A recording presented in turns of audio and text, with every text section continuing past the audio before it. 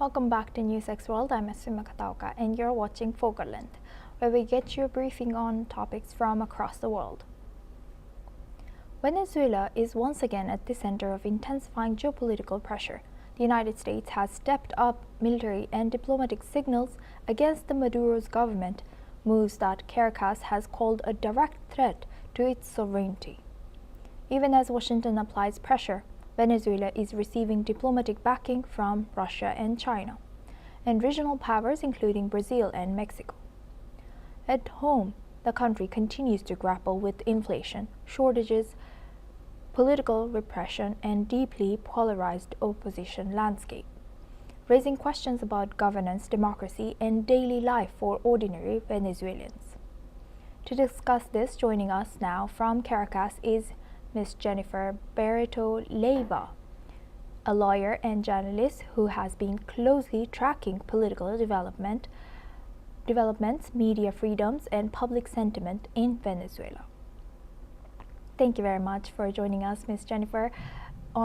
Thank you for joining us on Focal Length. Thank you for having me. Thank you very much.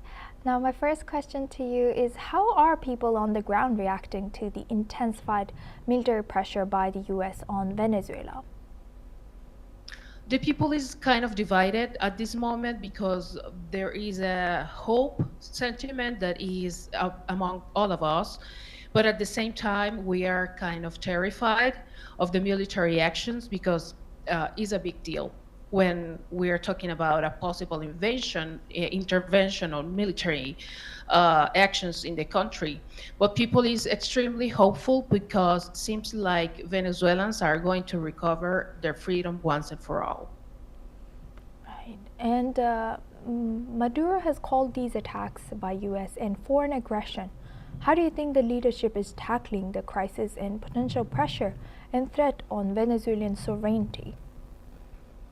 They are terrified, to say the least. They are spreading a lot of propaganda. They are threatening civilians. We have a very short amount of freedom of speech and freedom of behave, freedom of post anything on social media, and now has become a nightmare for any civilian.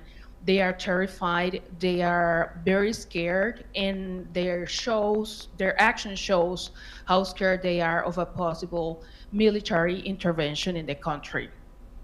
Right, and countries like Russia and China and direct neighbors, including Brazil and Mexico, are backing Venezuela and have openly criticized U.S. action. Do you think this diplomatic support could offset U.S. pressure? I don't think so. United States is a very powerful country. The countries like China, Iran, Brazil, and others are only watching their investments in the country.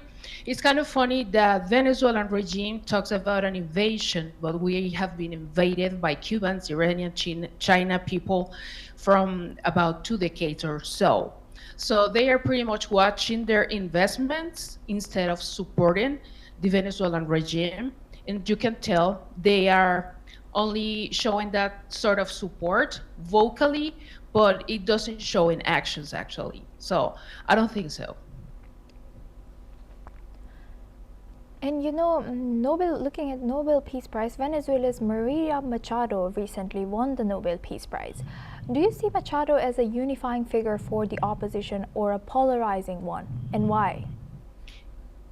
Oh, Maria Corina Machado is an extraordinary woman that has united the opposition. There is a very small group of the opposition that doesn't agree with her. She's a liberal, and Venezuela is a conservative country. So there is a few differences when it comes to ideology. But yet, she has been strong enough to unify all the opposition and give hope to Venezuelan in order to suddenly became a free country, finally. Very insightful. And how do Venezuelans view Machado's strong support for international pressure, particularly from U.S. on the Maduro's government? We see the support of the possible actions of the Trump administration as the only possibility realistic, actually, that something can happen in the country. We are invaded by terrorists. We are invaded by drug dealers and people that you cannot get rid of through elections. So we are very positive, and we agree with Maria Corina Machado when she supports possible actions towards the country when it comes to military intervention.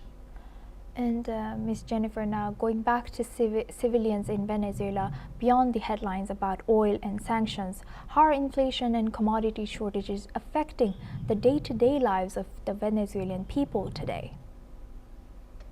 For us, has become a complicated situation. It's already complicated. Socialism and communism doesn't work, and it's a proven fact during history that are ideologies that doesn't work and are not compatible with healthy economies.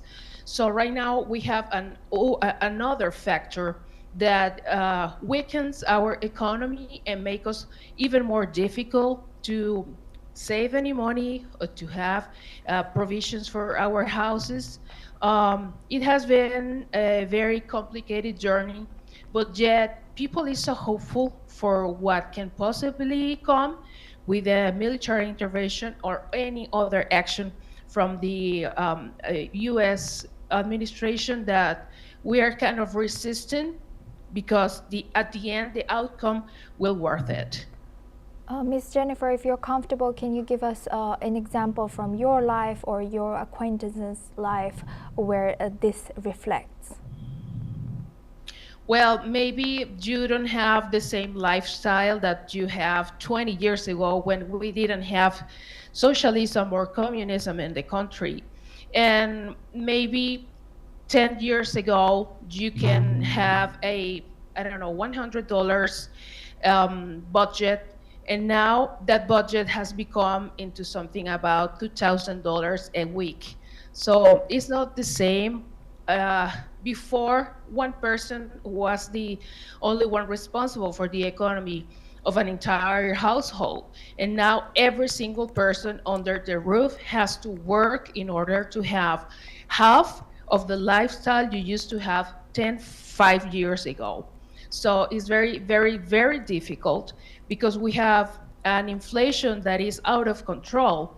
And every day we have to work towards the price of the dollar in the black market. And from one day to other, the prices are out of the roof and is out of your budget. So it's extremely difficult to have an economy, a healthy economy, under these terms.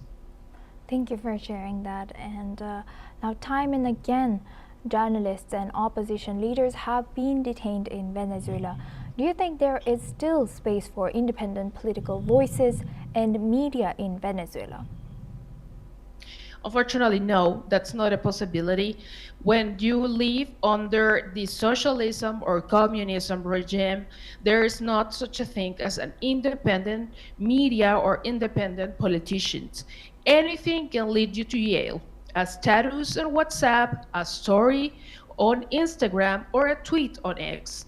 Everything and anything can lead you to jail or to death. Right now, this interview can lead me to jail or to be dead. And still, what I see and what I notice is we have zero freedom of speech, but at the same time, this kind of encourage people to be more brave and to speak out loud what is happening in the country.